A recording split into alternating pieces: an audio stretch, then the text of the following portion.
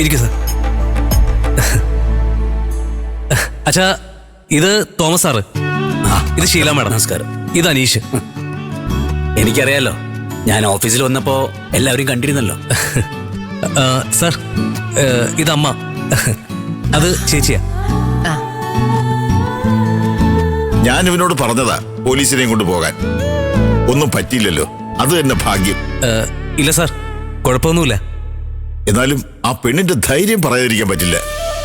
അത്രയും പേരുണ്ടായിട്ടും ആരും ഒന്ന് പിടിച്ചു മാറ്റിയത് പോലുമില്ല. എന്തൊരാൾക്കാരാ ഈ നാട്ടിലുള്ളത്. അല്ല, ഏതാ പെൺകുട്ടി? ചാരു. ഓ, ചാരു. ചാരുവിന്റെ സിസ്റ്ററിന്റെ മോളാ. ഓ, എന്താ കാര്യം? മെഡിക്കൽ കുട്ടിയാ അവള്. മിനിസ്റ്റർ വരുന്ന ഫംഗ്ഷനിൽ വെച്ച് അവക്കൊരു ഗിഫ്റ്റ് കൊടുക്കണം. ഇങ്ങനെയുള്ള മെഡിക്കൽ കുട്ടികളെയായി ഇന്ന് ഈ നാടിന്റെ ആവശ്യം. ഗിഫ്റ്റ് മാത്രം പോരാ, ഒരു സ്വീകരണം കൊടുപ്പിക്കണം. എന്താ സാർ, ഇതിന് മാത്രം ചാരു എന്താ ചെയ്തത്? എനിക്കൊന്നും മനസ്സിലാവുന്നില്ല. 10-12 വർഷമായി തട്ടാശ്ശേരി മാർക്കറ്റിലെ ഒരു സിബിച്ചന്റെ കട ഒഴിപ്പിക്കാൻ വേണ്ടി ഞങ്ങൾ നോക്കുക. കോടതി നോട്ടീസ് പലതവണ കൊടുത്തിട്ടും അയാൾ അനുസരിക്കുന്നില്ല. കാരണം എന്താ? അയാൾക്ക് പൊളിറ്റിക്സിൽ നല്ല പിടിപാടാ. കട ഒഴിപ്പിക്കാനായി എപ്പോ ചെന്നാലും അയാളുടെ ഗുണ്ടകൾ വന്ന് തടയും. പിന്നെ തടയല് മാത്രമല്ല, പൊരിഞ്ഞ തല്ലും ഉണ്ടായിരുന്നു. ഒടുവിൽ കടയടപ്പിച്ച് ഷട്ടറും പൂട്ടി ഷോപ്പിന്റെ താക്കോല് സാറിന്റെ കൊണ്ട് കൊടുത്തു ആ പെൺകുട്ടി.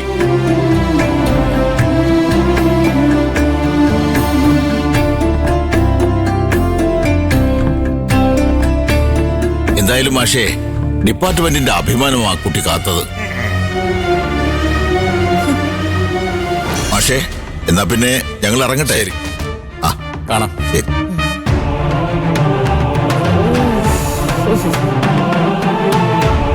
കേട്ടോടി, ചാരുവിന്റെ വില എന്താണെന്ന് നീ കാണ്. നാട്ടുകാർക്കിടയിൽ മാത്രമല്ല, പുറത്തുള്ളവർക്കും അവൾ അഭിമാനാണ്.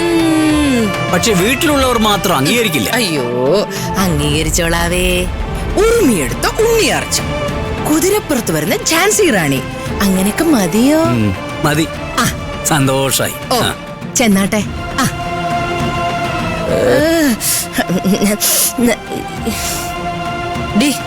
നീ എന്തിനെങ്ങനെ നിൽക്കുന്നേ? അല്ലമ്മേ, ഈ 10 ആണിന്റെ ധൈര്യമുള്ള പെണ്ണേ ഈ വീടിന്റെ മരുമോളായിട്ട് വന്ന അമ്മയുടെ ഗതി എന്തായിരിക്കും ആലോചിച്ചു പോയതാ. ഓ, അപ്പൊ നിന്റെ ഉള്ളിൽ അങ്ങനെ ഒരു ആഗ്രഹം ഉണ്ടല്ലേ? ഇല്ലേ? ഓരോരുത്തരുടെയും മനസ്സിലിരിപ്പ് അങ്ങനെ പുറത്തു വരട്ടെ. ഈ ചത്ത് പ്രേതമായാലും ഹേമ അതിന് സമ്മതിക്കുന്ന ആരും കരുതണ്ട, മനസ്സിലാടി? അഹങ്കാരി. ഇതിപ്പോ എന്നോട് ദേഷ്യപ്പെട്ട് ഞാൻ എന്ത് ചെയ്യാനാ?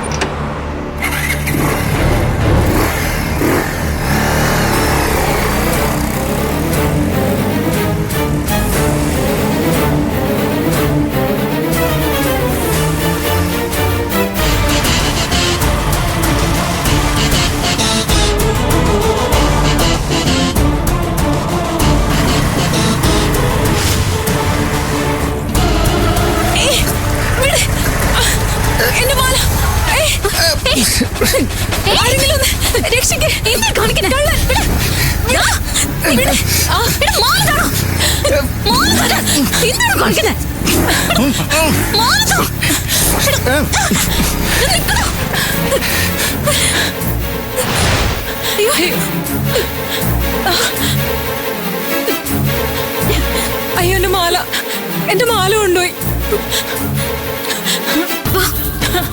പോലീസ് സ്റ്റേഷനിൽ പോ.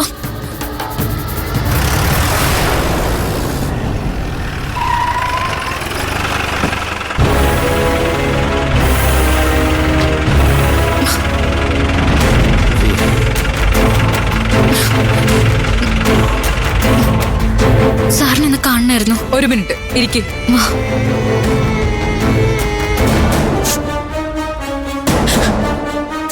പൂമലക്കരി അമ്പലത്തിനടുത്ത് വെച്ചല്ലേ ഈ സംഭവം? അതെ സാർ. സാർ, ഈ കൊച്ചു വന്നില്ലായിരുന്നെങ്കിൽ അവരെന്നെ കൊന്നുകളഞ്ഞാന്. നിങ്ങളുടെ ആ മാല എത്ര പവനാ? 1.5 പവനുണ്ടായിരുന്നു സാർ. സാർ, അത് ഈ കുട്ടിയുടെ താലിമാലയായിരുന്നു.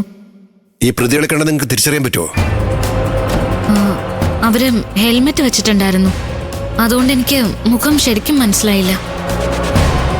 എന്നാലും ആളിന്റെ രൂപം കണ്ട എനിക്ക് മനസ്സിലാവുമായിരിക്കും.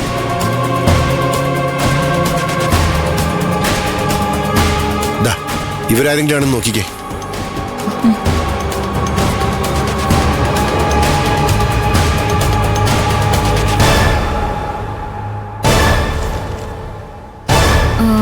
ഇല്ല സർ, ഇതിൽ നോക്കിയിട്ട് അറിയാൻ പറ്റുന്നില്ല.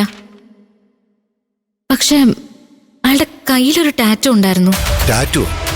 എന്ത് ടാറ്റു? ഏത് കയ്യില്? അത് ഇടത് കയ്യിലെ ഷോൾഡറിലായിട്ടാ സർ. അതെന്ത് രൂപത്തിലുള്ള ടാറ്റു ആണ്? പിടിവലിക്കിടയിൽ അത് കാണാൻ പറ്റിയില്ല. സർ, AC995 RC ഓണറെ കിട്ടിയിട്ടുണ്ട്. കിടങ്ങറയാണ് സ്ഥലം. അയാളിപ്പോ സ്ഥലത്തുണ്ടോ? ആളിപ്പോ വീട്ടിലുണ്ട്. ഞങ്ങളിപ്പോ കോണ്ടാക്ട് ചെയ്തതേ ഉള്ളൂ. ശരി, വണ്ടി എടുക്കാൻ പറ. ശരി സർ. നിങ്ങളും പോരെ. കാര്യങ്ങളൊക്കെ ഞാൻ പറഞ്ഞിട്ടുണ്ട്. അതേതായാലും നന്നായി. എല്ലാ കാര്യങ്ങളും ബോധ്യപ്പെട്ടിട്ടാ ഞങ്ങൾ വന്നത്. ചെക്കന്റെ ജോലിയെ പറ്റിയൊക്കെ തിരക്കിയായിരുന്നോ? ചെക്കന് ജോലി എന്തിനാ? ഞങ്ങളുടെ ബിസിനസ് ഒക്കെ നോക്കി നടത്താൻ പറ്റിയ ഒരാള്, അത് മതി ഞങ്ങൾക്ക്. അപ്പോ കാര്യങ്ങളൊക്കെ നിങ്ങളങ്ങ് ഉറപ്പിച്ചു. ഇനി ചെക്കനെ കണ്ടാൽ മാത്രം മതിയല്ലേ? അതെ അതെ. മോളെ, ആരും ചേട്ടൻ വിളിച്ചോണ്ട് വന്നേ. ഹലോ സുരേഷൻ, ഞാനൊരു മീറ്റിംഗിലാ, തിരിച്ചു വിളിക്കാം. ഡിസ്ട്രിക്ട് കമ്മിറ്റി ഓഫീസിൽ നിന്നാ. ആണോ? ആ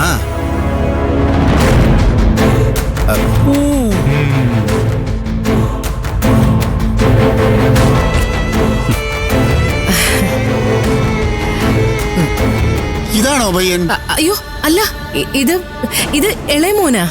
PWD ജോലി. എന്നെ മനസ്സിലായില്ലേ? ഞാനാണ് ഇവരുടെ അമ്മ. ഇപ്പോ അകത്തേക്ക് പോയില്ലേ? അതാണ് എന്റെ ഇളയ മോള്. ഇത് പിന്നെ നിങ്ങൾക്കറിയാലോ, എന്റെ മരുമോനെ മോളെ. അപ്പോ ചെക്കന്റെ അച്ഛൻ അതല്ലേ ആദ്യം പറയേണ്ടത്? ഈ ഇരിക്കുന്ന ആരാ? മാമനാണോ? അത് നല്ല ചോദ്യമായി പോയി. എനിക്കിഷ്ടപ്പെട്ടു.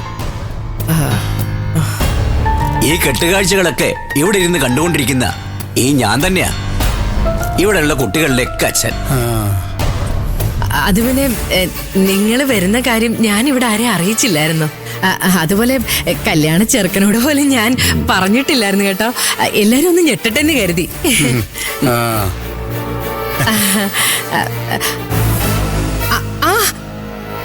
ഇതാ കല്യാണ ചെക്കൻ. എടാ മോനെ, ഇവര് നിനക്കൊരു കല്യാണാലോചനയായിട്ട് വന്നതാ.